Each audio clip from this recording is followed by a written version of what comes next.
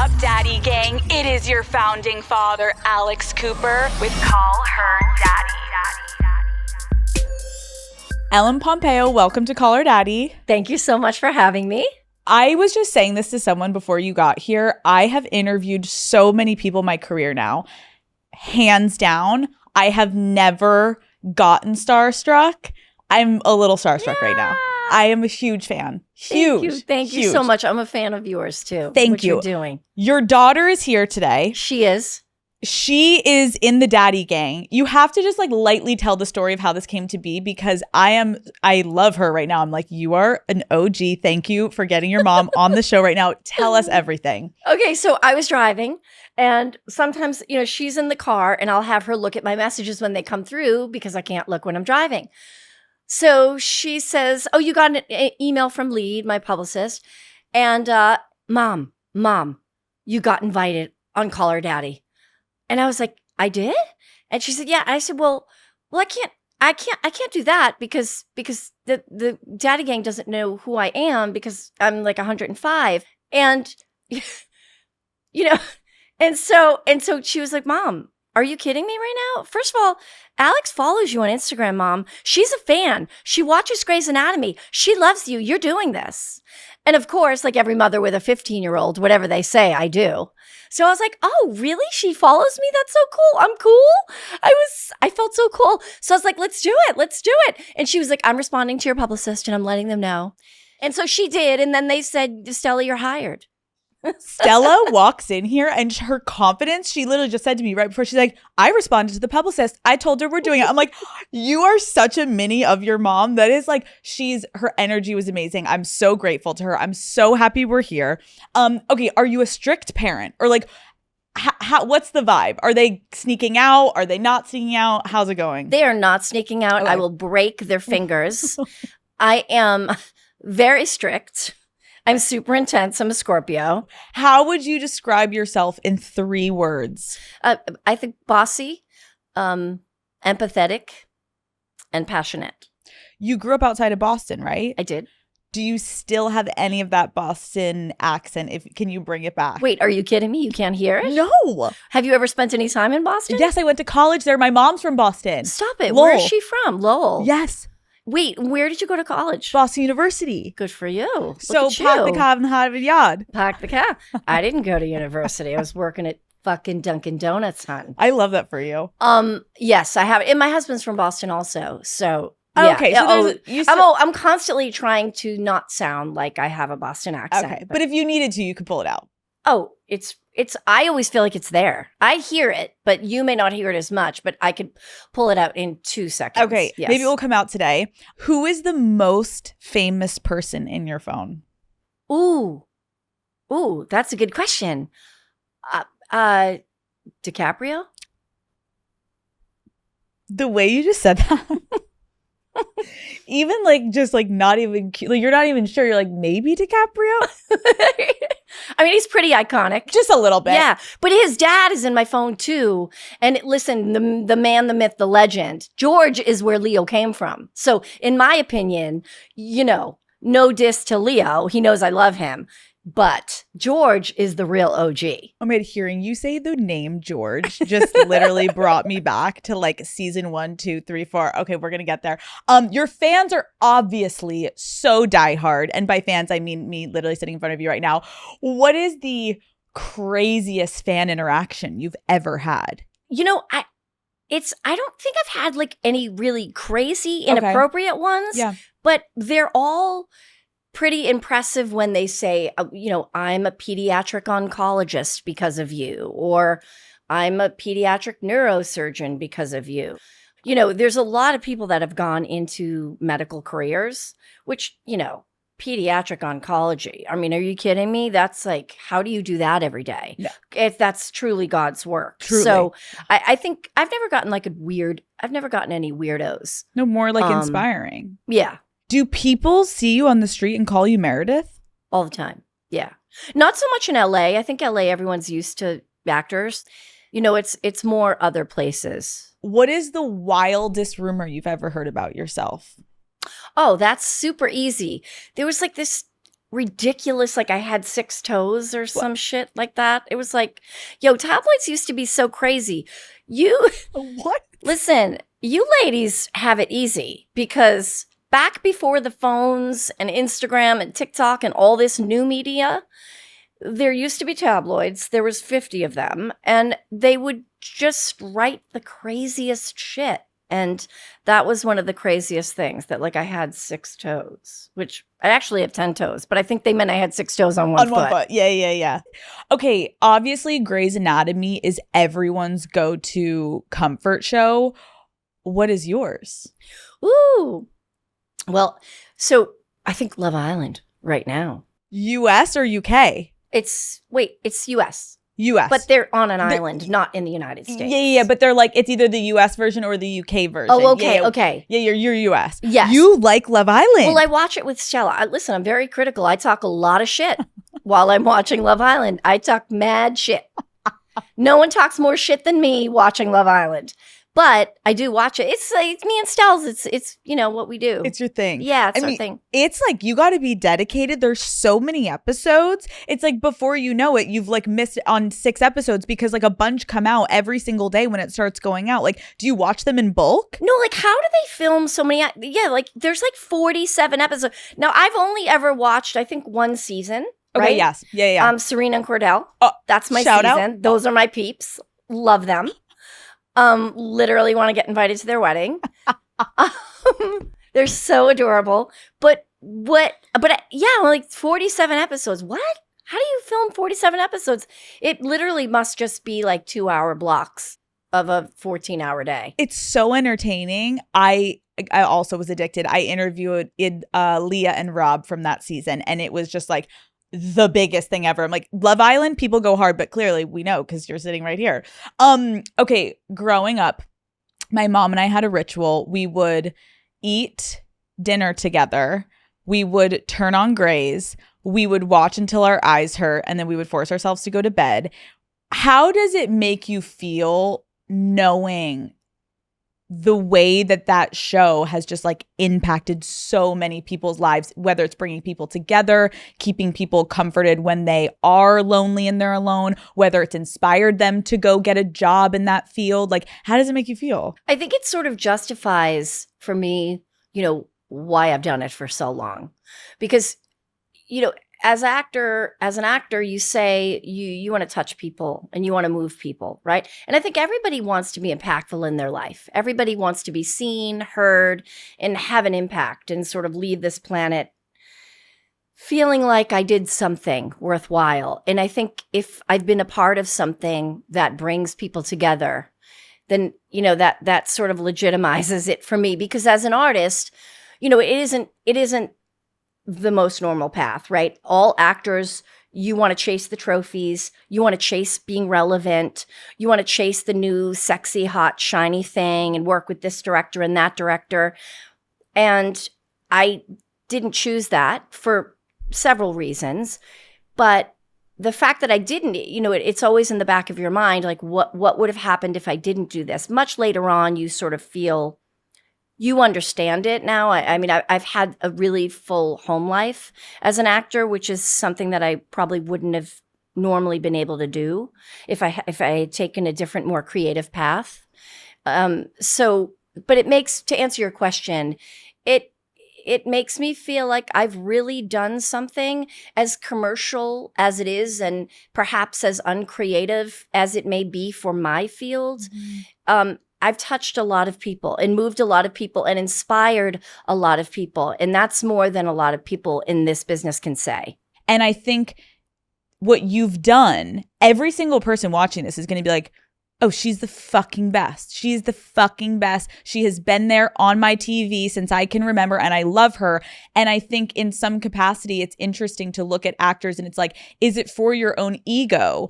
Or if you just love what you're doing and it's fun, like, isn't that enough? But I love what you're saying is like, this afforded me what I wanted, which was, yes, my career, and I loved it, but I also love my family because, right, you filmed a lot in LA, right? All of it, yeah. So that's what allowed you to have this steady lifestyle, yes, while also being able to be a mother and to be a wife and to be a friend, while simultaneously having a very successful career that is very public, but comparatively, you're not flying across the world to Serbia and filming a movie. And different things work for different people, Yeah. right?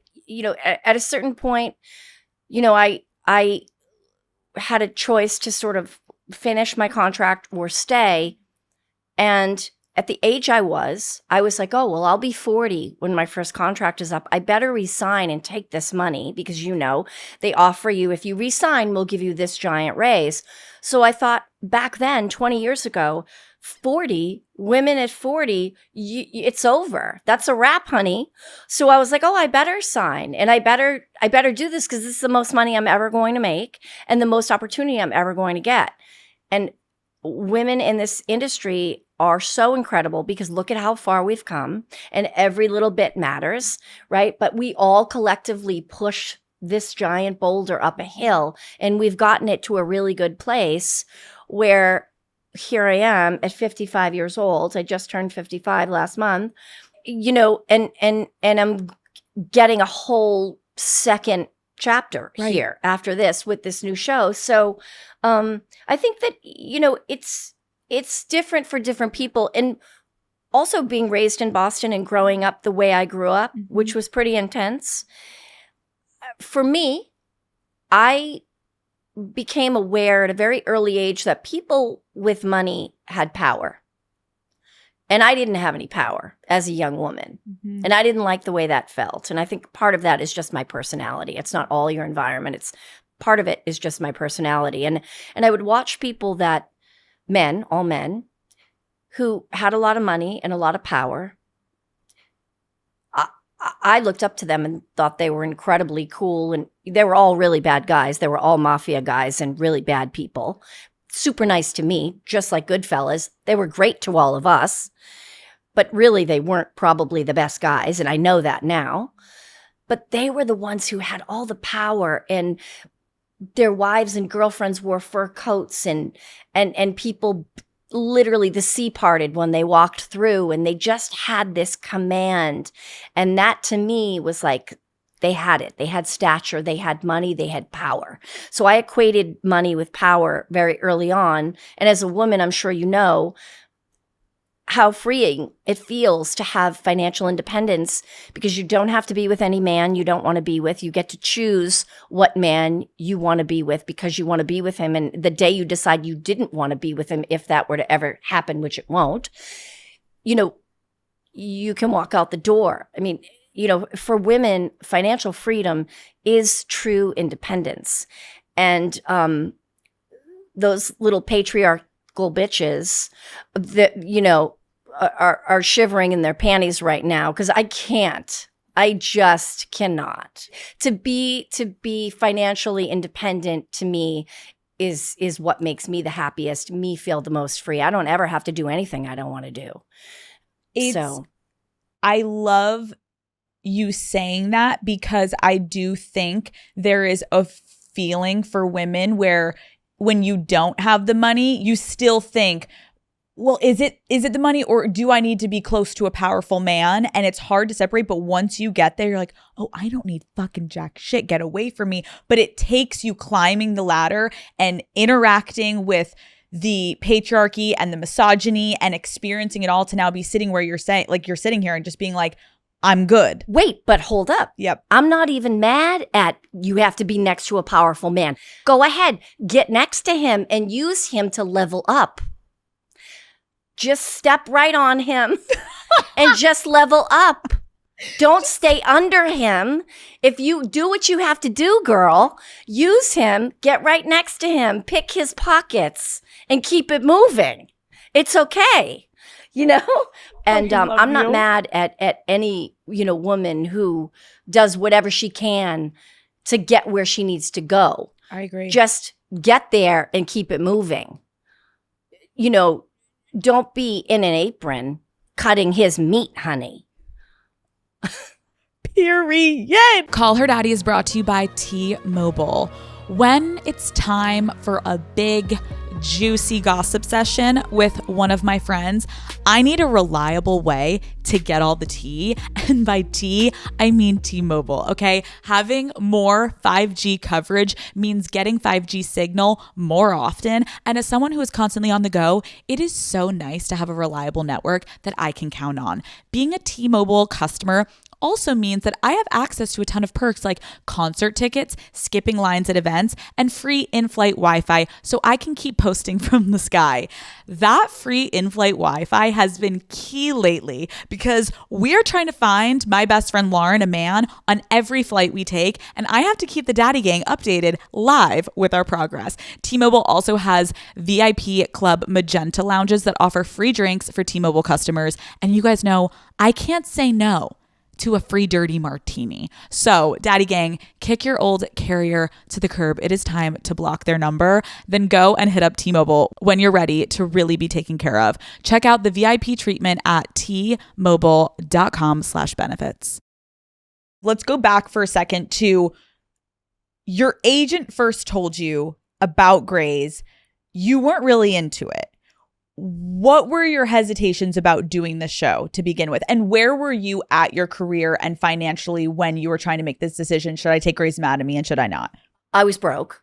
I had done a movie with Jake Gyllenhaal called Moonlight Mile, and it got like all this buzz. People saw it and was like, this is going to be an Oscar movie. You're going to be nominated for an Oscar. This is crazy. And I really didn't know what I was doing at that point. It was my first movie. I was terrified. And before it came out, I got all this attention from all these people were calling me, all these big producers, all these big directors were calling me. And we thought this was going to be some big deal. It ended up, the studio didn't actually market the movie because they thought the movie was so sad. They didn't really know what to do with it or how to market it.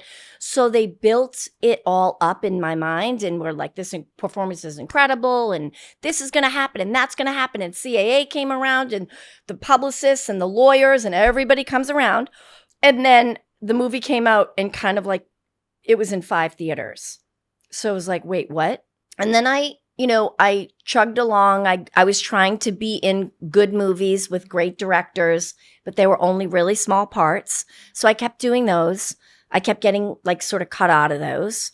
And then I had no money left. And so this came along and I was like, I don't want to be on a TV show. Like, I'm trying to be in these movies. And I had all these people call me and tell me how amazing I am. And I should stay on this track. Why are you trying to derail me and put me over here? And my agent said, well, it's just a TV pilot and these things never go. So you can make a bunch of money with the TV pilot and then you'll be unemployed again in exactly 42 days. So I just did it, not knowing, and then the pilot got picked up and then we went back to shoot season 1. And what was your first impression of Shonda Rhimes? I had lunch with Shonda at R.I.P. Barney's. Remember Barney's? Yeah. I had lunch with her. They said, we want you to go meet this person. And to be honest, it was called the Untitled Shonda Rhimes Project at that point. I hadn't been reading any scripts that I would have been the main character. I was always the girlfriend. I was some side chick down an alley in one scene in these great movies. You know what I mean? There was nothing for me to really do. But because I had a hard on for the director or, it's this director and this big movie stars in it and, whatever. And listen, some of those movies are great. I was in Catch Me If You Can with Leo and like Spielberg directed that. And that was amazing. And I loved those guys and I'm so grateful for that opportunity. So not to diss all of it, but I didn't have much to do in those movies. And Shonda's script was really the first thing that was like, oh, you're the center, you're the lead, and you're playing a surgeon, a smart character, a working woman who's trying to figure it out. And I was like, wow, who is this woman? And then I went and met her and had lunch and I loved her. I mean, it's pretty right when you speak to her right away, it's obvious how smart she is. Yeah. I can imagine the electricity in the room when you're with someone like that is that smart and talented. I feel like when I'm around smart women, it's inspiring and you want to work harder and it's motivating. Like, what do you think her best quality as a boss was and is? Her best quality as a boss is that's so easy to answer. When you tell her you're pregnant or you're having a baby, she literally like sounds the bell, the confetti comes down. How many days do you need off? What can we do for you? How do we make this easier for you? How do we get you paid and keep your job? Like we're going to write your scenes and you only have to work 1 day a week. I mean, she's extraordinary in that way. Back to my earlier point of being able to have this amazing home life. Shonda is a big family person. She has a big family herself. She's always with her parents and her sisters, and she really celebrates women going on a fertility journey. And, whether biological, non-biological, I had my second 2 children via surrogate. And she's just a really big supporter of women being able to work and have families. And I don't think there's many people in this town who do that. I don't have kids, but it's not lost on me that like I'm at that point where I'm thinking about like, what is that next step for me? And I've literally been at dinners, Ellen, like in Hollywood, and people have even said to me like, oh, just wait a few more years because you know what happens when you have kids. Like it's going to all change for you, as my husband's fucking sitting right next to me. And I'm like, and for him too? Or just me. I'm going to become the mom and the damaged goods, and I'm not as good and it's just, you feel the tone in the way that people speak. And so to have someone that is advocating for you, I bet there's going to be so many women that listen to this being like, oh, I fucking wish my boss would do that shit. And that should be a prerequisite standard for the way that women are treated, not even in this industry, but in every single field, whatever you're doing for your job. Like that's how we keep this fucking world moving, is we are making the next generation. So support us in that journey. 100%. But people who judge that and make those very ignorant comments, they lack wisdom and they lack intuition and they lack magic. And Shonda is magic. We know that. Yeah, we do. And, the truth is, and she has even famously said this, at work, I'm not 100% at work when I have kids at home. I'm absolutely not. You cannot be a mother and have children and give 100% to your job. You can't, because there's a part of you that's somewhere else. You split into different pieces. You're no longer just you. You split into different pieces. And you know what that does? It makes you more soulful. It makes you richer. It makes you funnier. It makes you feel more. It makes you more empathetic. It makes you angrier. It gives you this range of emotions that you can't even imagine having without this person. You will be yourself times 1,000. You will just be a better version of yourself. And it doesn't matter that you can't give 100% to this, because by the way, as women, we evolve anyway. Mm-hmm. And you're going to, I'm not saying kids is the only path. Plenty of people don't want to have kids, and that's great for them. But if that's something that you want, that's only going to make you better. You're going to morph into that person who part of your being is a mother. And that's only a plus.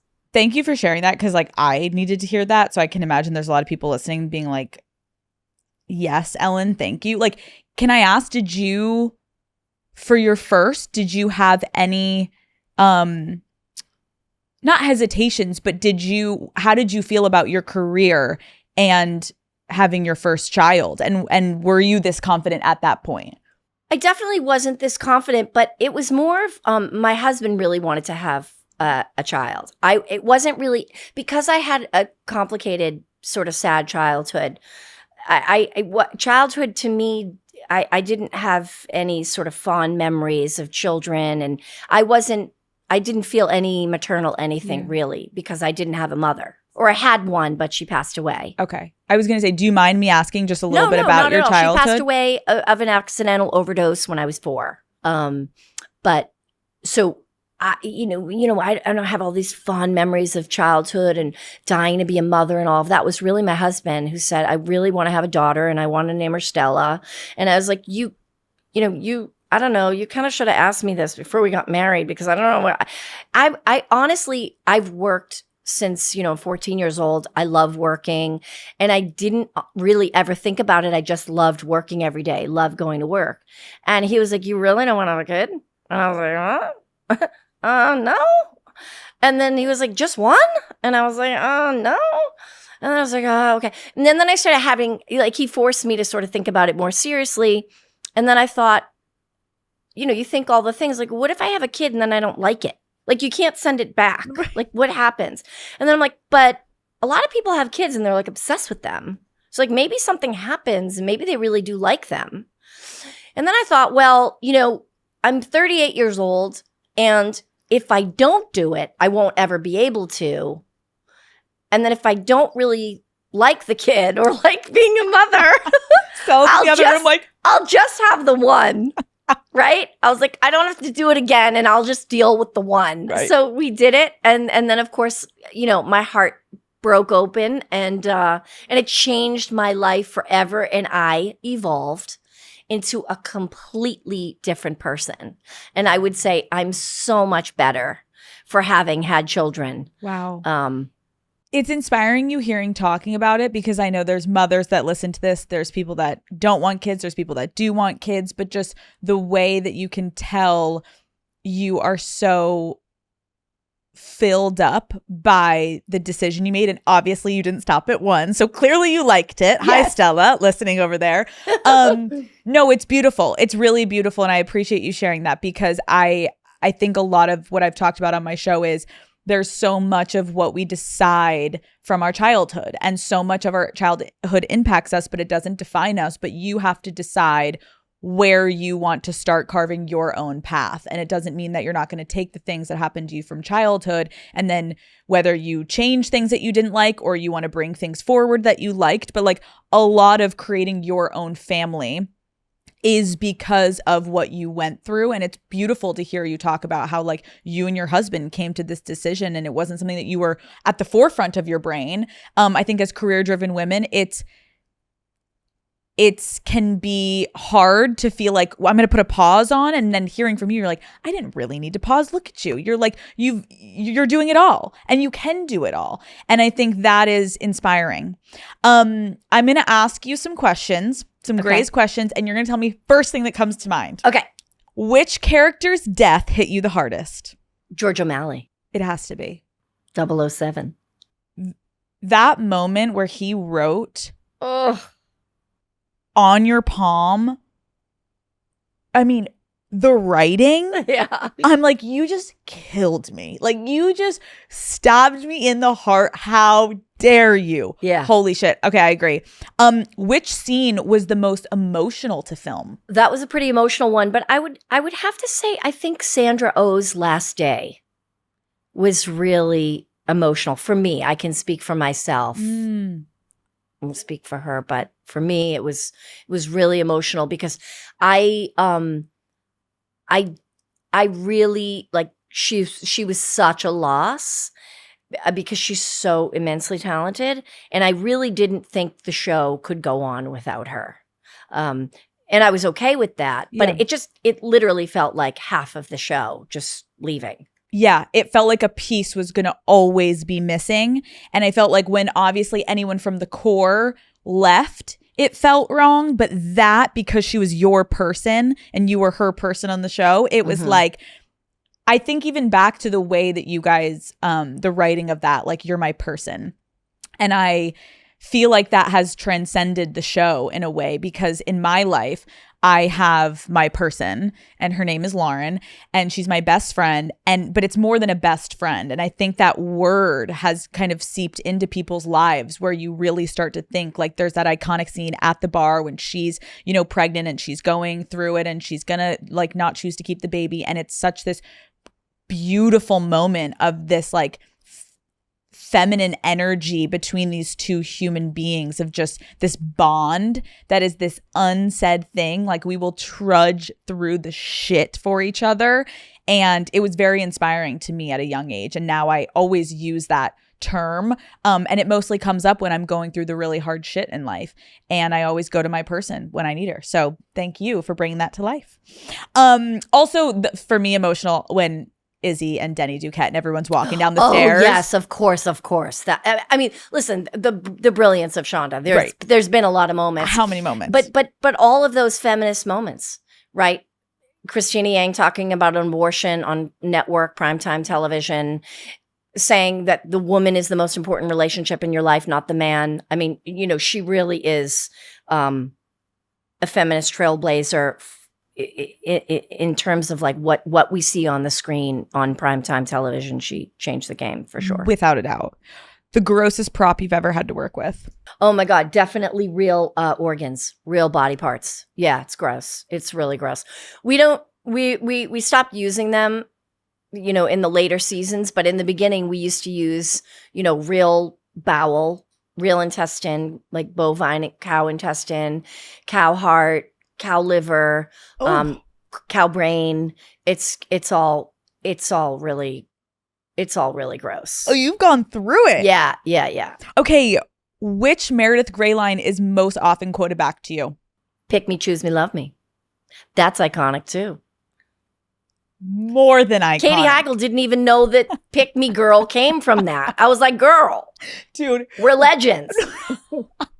When I saw that interview between you guys and you were like, did you know what a pick me girl is? And she's like, are we pick me girls? I was dying. You're like, my daughter told me that we basically, and I was the ultimate pick me girl. Stella's like, Mom, you're such a pick me. I'm like, oh my God. That line though, I agree. I also will never forget the stairwell moment. And I have to tell you the story because it's so embarrassing. When you looked at Derek and you say, you don't get to call me a whore. Yeah. Girl. And you basically say like, I will not apologize for the way that I choose to repair what you broke. Yeah. I'm not a whore. I used that on an ex-boyfriend. You did? No, it's so embarrassing. Ellen, I'm in the wake of a breakup. He cheated. I'm devastated. I move on. He finds out I move on quickly. He calls me a whore. I'm sitting there like, what can I say to this man? We're going to get brunch and we're going to talk it through. And I'm like, this man has never seen Grey's Anatomy. I pull your line out of my ass. I look this man dead in the eyes over a coffee. And I literally say, you don't get to call me a whore. And I said the whole fucking line. He was too stunned to speak. I was like, I'm like, I hope he doesn't like go Google that shit because it was so brilliant. Oh, and he was like mortified. I was like, thank you, Meredith Grey. Moving on. So I've literally, good for you. Pretty good. Yeah. Meredith has so many near-death experiences. Which do you think was the most insane? Insane in what way? Like not believable? No, or? Insane in the like, it really pushed like for me the ferry. Yeah, the ferry and Derek carrying me when I'm blue was, that was amazing. And Christina saying again, try again. I'm like, can you tell I've watched this just a couple times? That was amazing. Yeah. And I think the bomb moment was yeah, for sure. Heavy. Yeah. Which co-star would you consider your closest friend? I'm closest to Justin Chambers. Okay. Love. Yeah. I think Justin and TR. I think I'm closest with them. Cute. Yeah. As we all saw, Meredith didn't make the best decisions in her relationship sometimes. Sometimes. We love our girl, but sometimes. I'm going to give you a scenario from the show and you tell me what advice you would now give Meredith. Meredith begging Derek to choose her over his wife. Girl. Bye. Love. Meredith rebounding with George when she knew he liked her for years. I mean, can I tell you an inside story about that? Please. This is a crazy. TR and I are such good friends. Mm-hmm. And we had to do a love scene.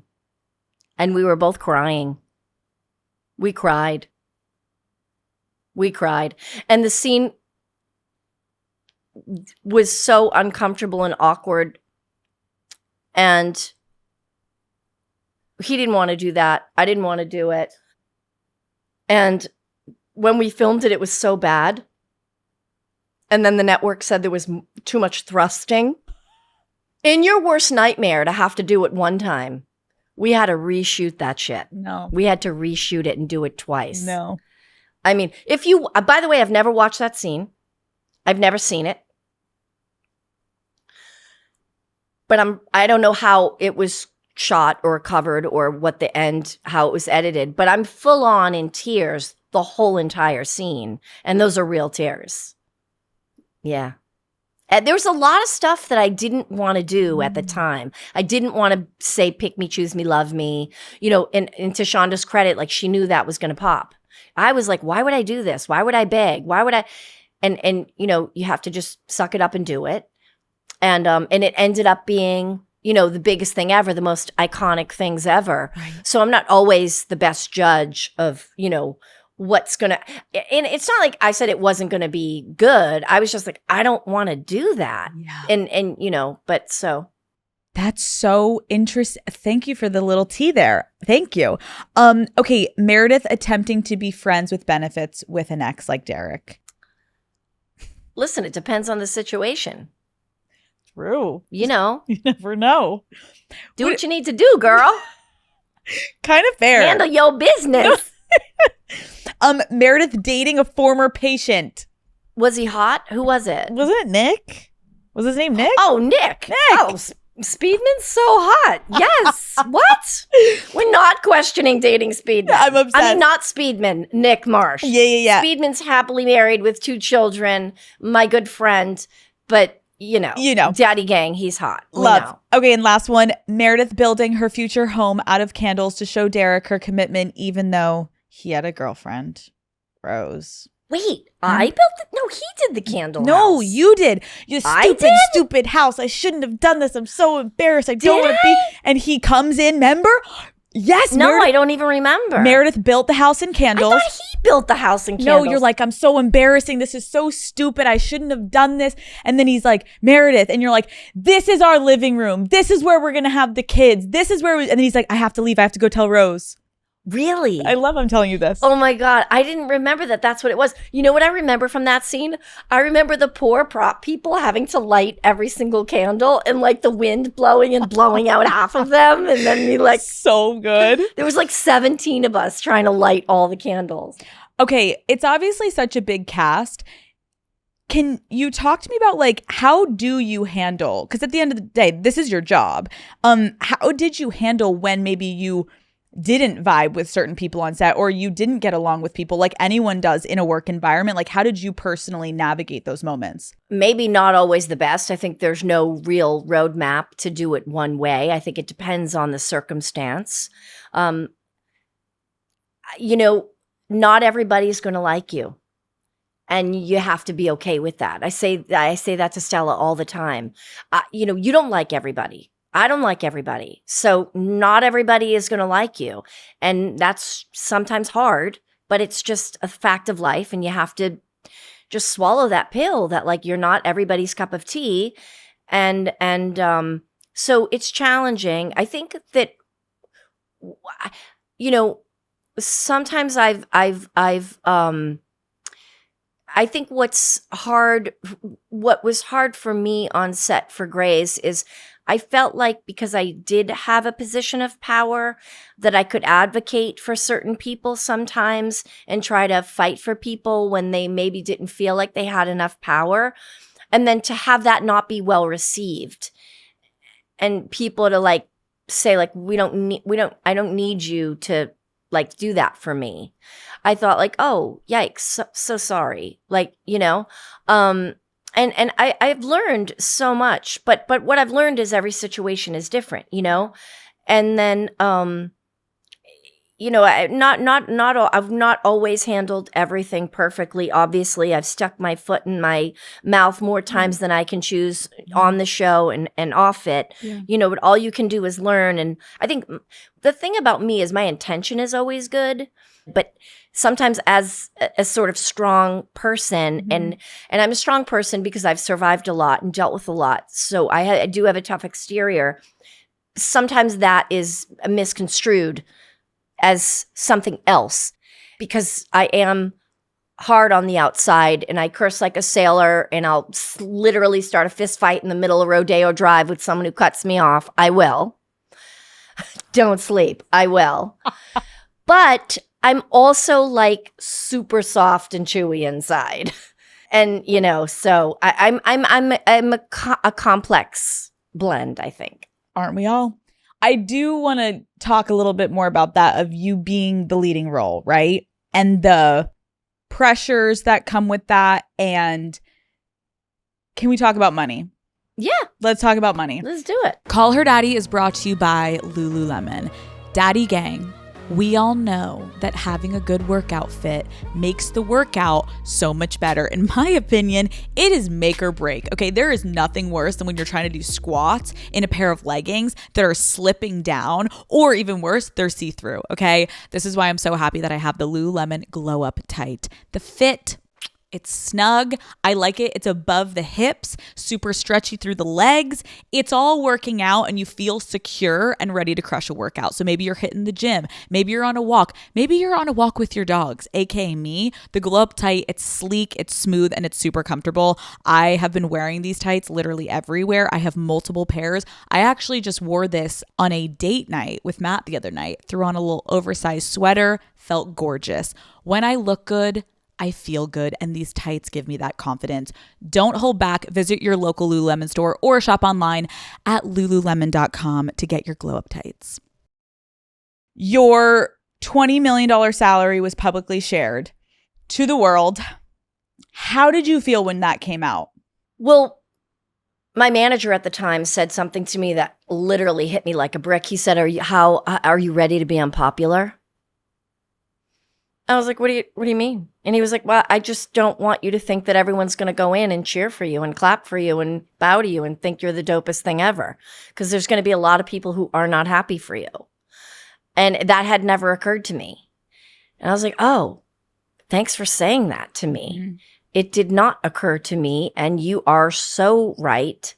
And so that was a good prep for me that he said that. But it's true. It's not everybody, and other women have said it, publicly. Like, no, people generally, it's hard for people to celebrate other people, and if they have something that resembles something that they want. Mm-hmm.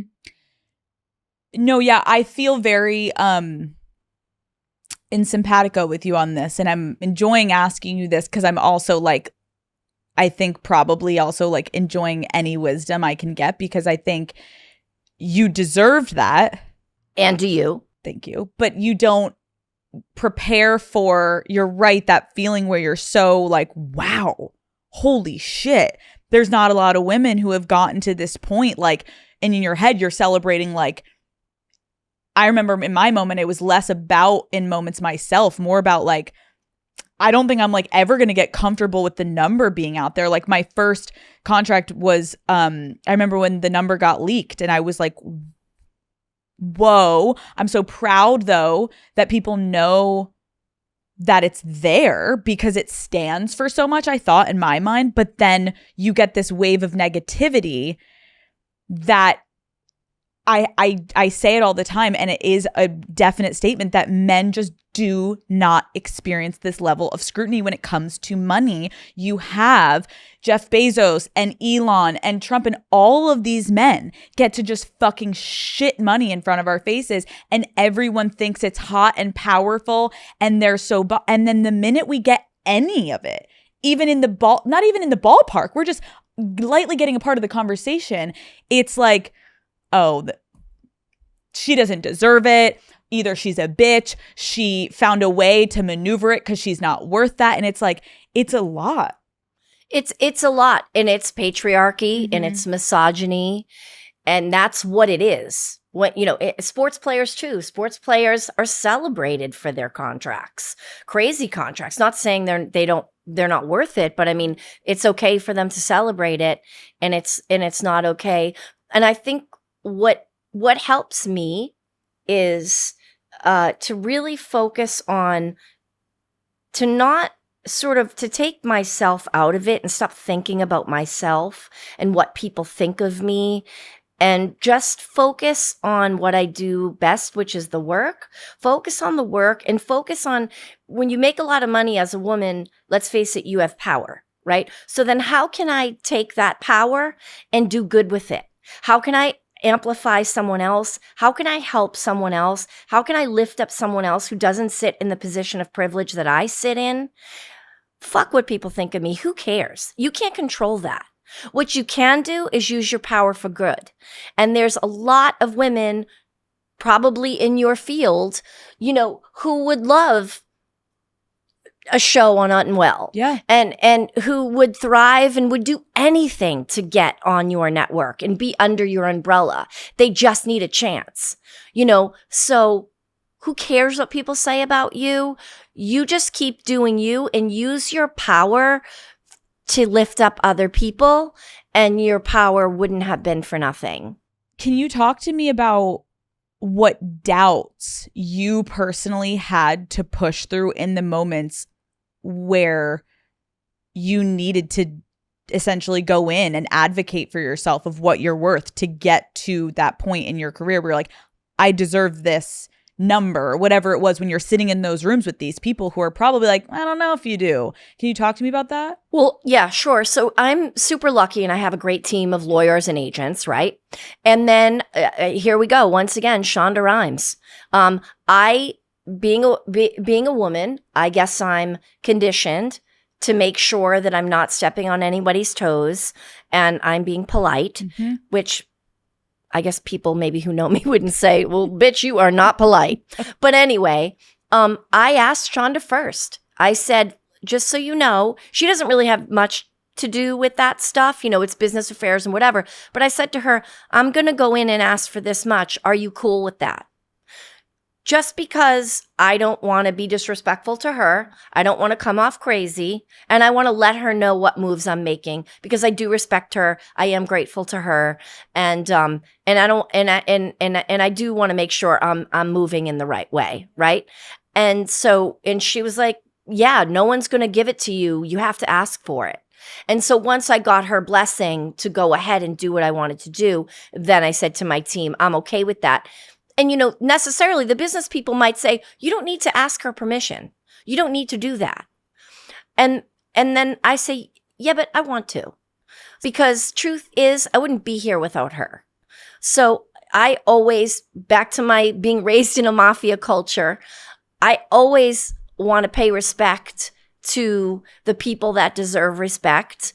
And it makes me feel good to know I'm letting you know how I'm moving, because to me, that's polite. That's courteous. I'm going to go do this. I don't want to make you look crazy. And it's communication. And I just feel like it's good business. And people know I'm upfront with them, and I'm not shady. I'm not shady at all. I'm super upfront. I always say it like it is.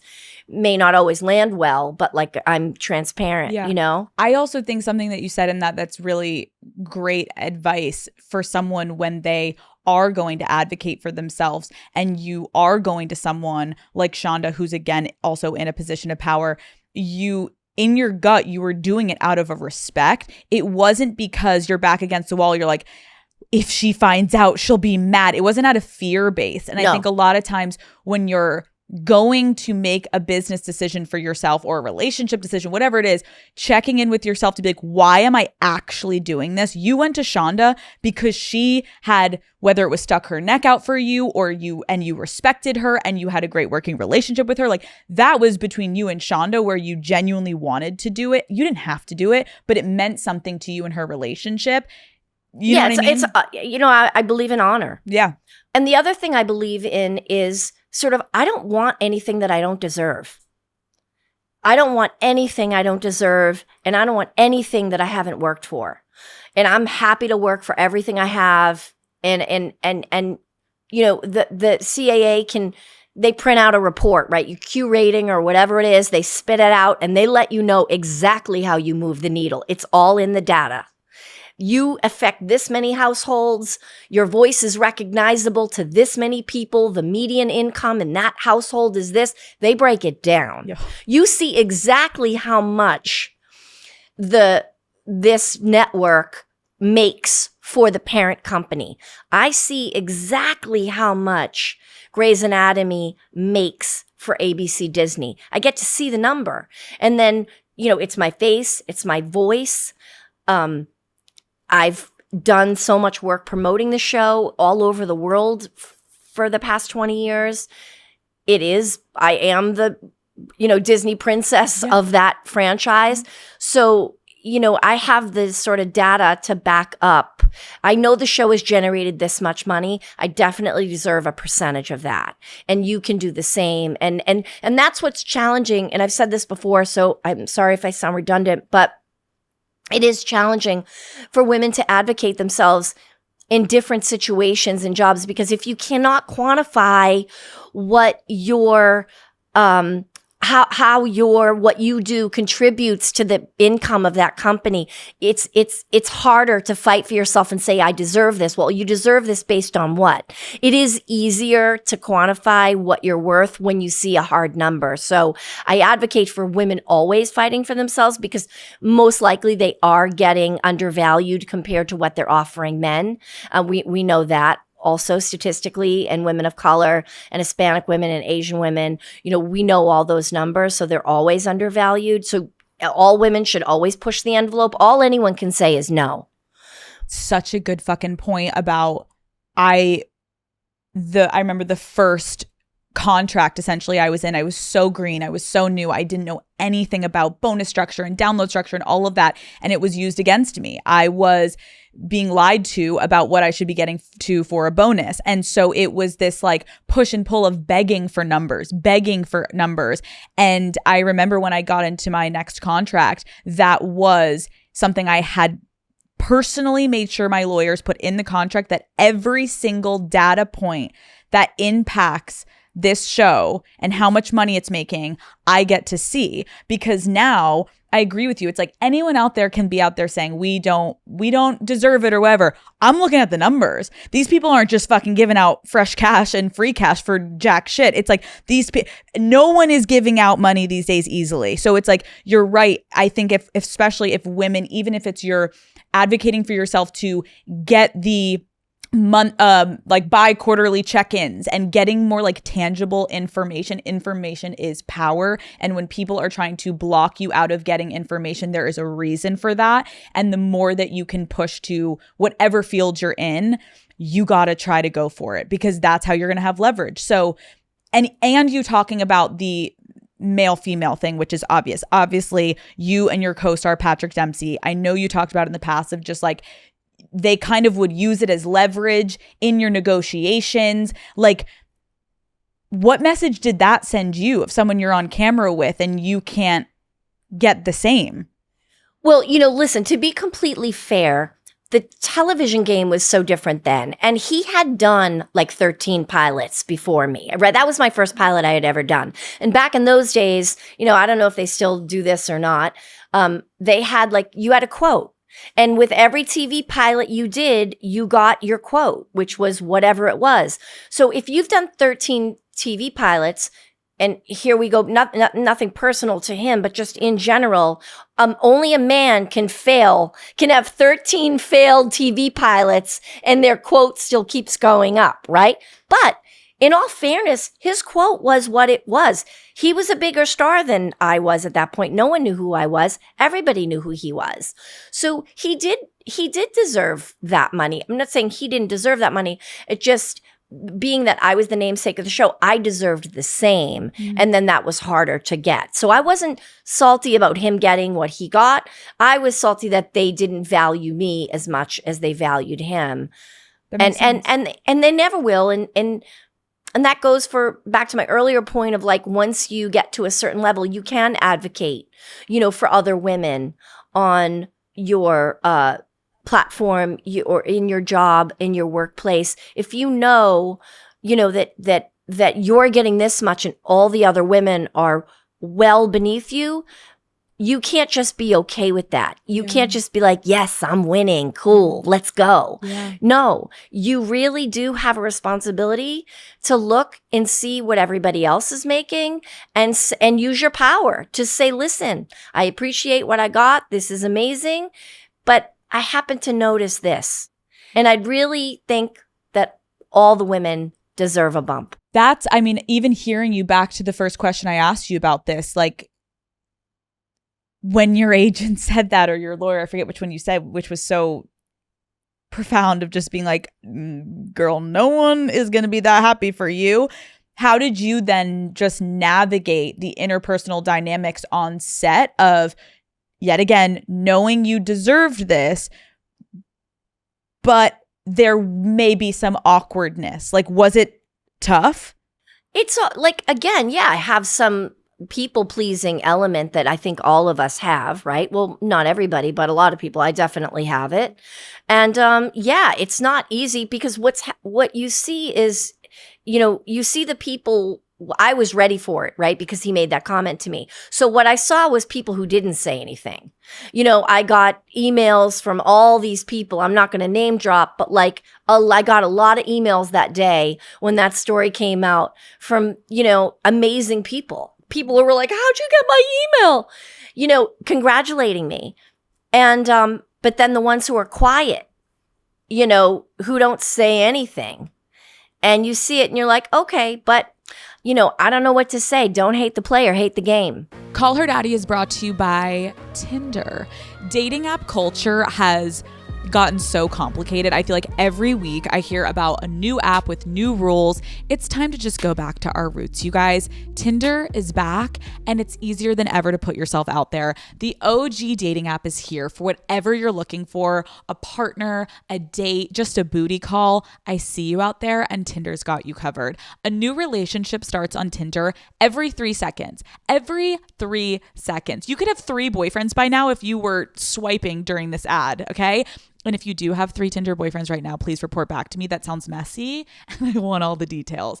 Let's put the fun back into dating apps. Dating isn't supposed to be stressful. Tinder gives you the freedom to meet people your way. So instead of overthinking an opening line, just go and shoot your shot. If you've been looking for a sign to simplify the dating game, this is it. Explore all the possibilities for yourself. Tinder, it starts with a swipe. Download Tinder today. Can you talk to me about, you're married to Chris and your career obviously was taking off simultaneously. You're dealing with Grays. There's these super, super, super, not only steamy moments, but I mean, like, there's one of the biggest love stories, I guess you could say, of all time. How did your husband feel about you having this insane romance on screen? Like, was he chill with it? Was it like a conversation you guys ever had? Like, I guess, how do you deal with that as an actress? I mean, I think that Chris really never watched the show. Okay. That helped. Yep. It's better for him. He knew just not to watch. Mm-hmm. I was with him before Grays. So Grays kind of came out of nowhere for us. And I just think we were on this crazy ride that we were just trying to hang on for dear life. The part of it that was more intense for me, even more than that, was back to the tabloid stuff of like how they started attacking him, and bringing up his past things and a record that he had and stuff that he did. And, we don't need to get into a whole racial breakdown here, but like, the truth is young Black men in this country aren't given the same opportunities as everybody else. And a lot of people come from rough neighborhoods. I came from a rough neighborhood. I did plenty of dirt when I was young. I won't get into that here. But, the truth is publicly he was sort of meant, the racial component of our relationship was really something that he never asked for. And I felt really more bad about that I felt like the media was really mean to him and really biased, because how dare this skinny, blonde, petite little woman be with this tall Black man? The visual of that, I think America wasn't ready for that. The mail that I used to get, the racist, hateful, violent mail that ABC would get because of that. I literally got chills when you just said that, because it's so disgusting and is like makes me emotional thinking about it, because the beautiful family you have created and the beautiful relationship you must have to weather a storm that is all everyone else is bringing the negativity to you. Like, you're two human beings, like you said before, Grace, like you're doing your thing, and then this thing explodes and you become on this pedestal that people want you to act a certain way, date a certain way, be a certain way. And if you don't kind of fall into that exact stereotype that they want you to be, then you're failing. And I mean, I can't imagine the conversations, but if anything, and correct me if I'm wrong, how much stronger in the end it made the two of your relationship, but you should have never had to go through that. Like, have you ever had to talk to your kids about this? Because like, will they ever read these tabloids? Do you know what I mean? No, I don't think so, because the media is so different now. Yeah. You know, I think what's really helped is well, Chris is biracial, right? His mother is white, Jewish, and he grew up in Boston in the 70s in a real, super liberal, hippie sort of place, right? So he was very familiar, obviously, very familiar with that type of attention, and either, negativity. Boston historically was always a super racist place. So I'm not, everybody knows that. So, and I think that what's funny about, and Chris and I, because we come from the same place, we're like, sort of two kids who made it out and then landed in Hollywood and like jumped on this ride, and we just couldn't believe that, something was actually happening, that it was great. I had this great job, and we were getting to travel all over the world. And so, in a way, like we had each other, and he's a big reason how I got through all that, was because he did understand, because he is cut from the same cloth as I am. And I think that, to your point, in women in media, or people see you and they have a certain idea about who you should be. And for me, people aren't used to, I'm probably, people see me and they think they know who I am. And they don't know that, I'm this like sort of tough, half mafia, half street fighter, half, you know what I mean? I'm confusing to people, because they see me and they think I'm one thing, or they see Meredith and they think that's me and that's who I am. But really, I'm really very different. Right. Like, and probably should have been on The Sopranos more than Grey's Anatomy. well, thank God you were on Grey's Anatomy, okay? Because Sopranos would have been dope too. Oh, but thank God for Grey's. Yeah, thank God for Grey's. But like, yeah, no, that would not have been bad. Let's talk about now. Okay. The Good American Family. I'm thinking about Good American Family, and I'm like sitting here, and I'm like, 21 years of Grey's? Yes. 21 years. Yeah. This is your first project since that. How did you decide? Like, I'm going to invest in a new character, in a new story? Was it even ever a question that you would or wouldn't do anything else? Yeah, well, I didn't know what I was going to do. I just knew that I really couldn't do Grey's anymore. Yeah. That it was to the point where I really just felt like, an animal at the zoo. Like and even if like I said, I'm a big believer in destiny. And I thought, if there's something else I'm meant to do, it's going to find me. And, but I know I have to leave this. And sometimes, you'd like opportunities to come while you're doing something, so you have an easy exit, you have a soft landing. And it turns out I actually did get a soft landing, because I still did both. But I was sort of thinking like, nothing's coming along. And I really believe in this town, if they want you, they will find you. I'm on TV for 20 years, the biggest show ever. Like, everybody knows who I am. Clearly, these people don't want me. They're not coming for me. No one's offering me this. No one's offering me that. I mean, I've been offered a few things, obviously, but like, could never make it work. And everyone's always just like, well, we're not going to offer Ellen this, because there's no way she can get out of her Grey's commitment. And for the most part, you shoot network television 10 months out of the year. So I had always committed to that. And then there's no room to do anything else. Now it's a little easier because you shoot 15 episodes. They've really reduced the orders on network television. But anyway, I had really stepped away and I had said, I have to step away. I can't do it anymore. And if nothing else comes, nothing else comes. It's my destiny. No one wants me. That's okay. I can swallow that pill like I swallow everything else. And at least I'm financially okay. And then I got the script.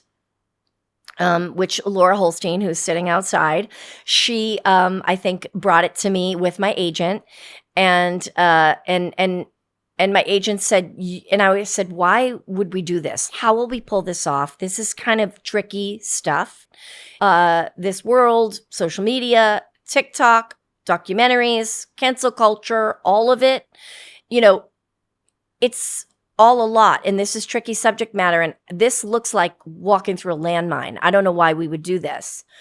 And then he said, you've always said if there was something so different and so crazy in a character that was just a complete 180 from everything you've done, that you'd love to do it, to challenge yourself and to prove that you can. And this is it. It does happen to be tricky subject matter, and we're dealing with child abuse and disabled children and a lot of neurodivergent children and a lot of tricky subject matter. But if you really want to take a turn and you really want to flip shit, Ellen, this is the moment right here. And so it's an offer, they want you to do this, and you should just go for it. Talk to me about leaning in, obviously, and preparing for this character. It is a very dark story. Like, as a mother yourself, where was the in? Like, how did you find it within yourself to like enter into this character and be this character and bring it to life? I think the first thing I started with was every mother has the intention and the maternal biological crazy instinct to literally do anything for your kids. You can lift a car off your kid if you had to, right? It's this otherworldly strength that you have to want to love your children, protect your children, and you will do anything to give them the best chance. So I started from that. And then what happens when you have the best of intentions and shit just doesn't go the way you thought it was going to go? So I think that we have a lot of expectations, and especially when people have children, you expect your child's going to be super cute. You're going to dress them up super cute. You're going to put them in little dresses, and they're going to look just like you, and they're going to do everything you say, and they're going to go to bed when you tell them, and it's just going to be awesome. But like sometimes you have a kid who's like, we're not doing that today. I'm going to throw this on the floor. I'm going to knock this over, whatever. And as a parent, like, there's a lot attached. As a parenting is a lot about ego, because you do expect this person to do everything you tell them to do. You want them to be exactly who you want them to be. But the truth is they're not. They come out who they are, and you have to deal with that. Is this a situation where you guys have been able to talk to the real family at all? No. Nope. Can't do any of that. And we really did create, like, our writers. And this is the interesting thing about fiction and drama and entertainment, is we can create our own narrative. And the idea that your truth is different than my truth. The two of us can sit here today. I mean, this is maybe a bad example because we're having a great time and it's a love fest. But like, we come away from this with two different versions of what happened. Yes. Which is so often the case. You've been, in situations with people where this person thinks this thing and this person thinks this thing. And you're like, wait, I didn't think that at all. That's what she thought. I was doing this. And they took it as this. So that's another one of our complicated human conditions, is like your opinion and your version of events is different than mine. Everybody sees things differently. And we're certainly, dealing with that in our country right now. So we're telling this story from a lot of different perspectives, which makes it complex and interesting, because you think you know what this story is. People think they know what this story is. There was the movie Orphan that was done years ago, and people are like seeing the trailer and they're like, oh, I know what that is. No, you don't. Like, we're smarter than that. Give us some credit, please. We've thought of everything, and we've been thoughtful, and we're like, what if it was this? What if it was this? What if it wasn't this? What if it was this? Wow. And we're giving you a lot to think about. So I'm just so excited for you and for the world to see you in a different role. And I think there is an anticipation that is exciting to know that we're not going to see Meredith Grey on screen. And I think the complete departure is such a fascinating take that you did. And I'm excited that you went all the way to the other side. And I'm just excited for everyone in the world to watch this and enjoy it and ingest it and see you in a different light, because you're so talented. We've all fallen in love with you through one lens. And now we have to adapt and change. And it's going to be such a fun roller coaster to watch this and to enjoy it. And selfishly, now getting to know you today, I'm so excited for you that, like you said, especially for women, like how crazy that the first contract negotiation that you did for Grey's Anatomy, you were turning 40 and you're like, oh, well, this will probably be it. I guess I'll take the money. And now look at where you're sitting. Yeah, and crazy. We are talking about 19 seasons. And then here you are, and you got a new career moment that's about to just completely take off in a different direction. And here we go again. It's wild. It's really wild. Last question. What do you hope your legacy is in this industry and what it will be? That's a tough question. Yeah. Because also what I love is, like, did you see Jane Fonda on the SAG Awards? Like her consistency, right? I love consistency. I love, yes, she's that bitch. She's exactly who she's always been. True. She was that then, got canceled for it in the 70s when she was speaking up about us killing children in a war. Mm-hmm. And she's still speaking up and she's still using her voice. Mm-hmm. So I guess that being said, I'd really like my legacy to be someone who used my voice, my privilege, and my power to help other people. It was more than an honor to sit with you today. I got my fangirlness out. I learned so much. I felt so inspired. I felt connected. Like, this was all the things an interview I could ever ask for. So thank you so much, Ellen. You are one of one. Thank you. Thank you. Thank you. Thank you.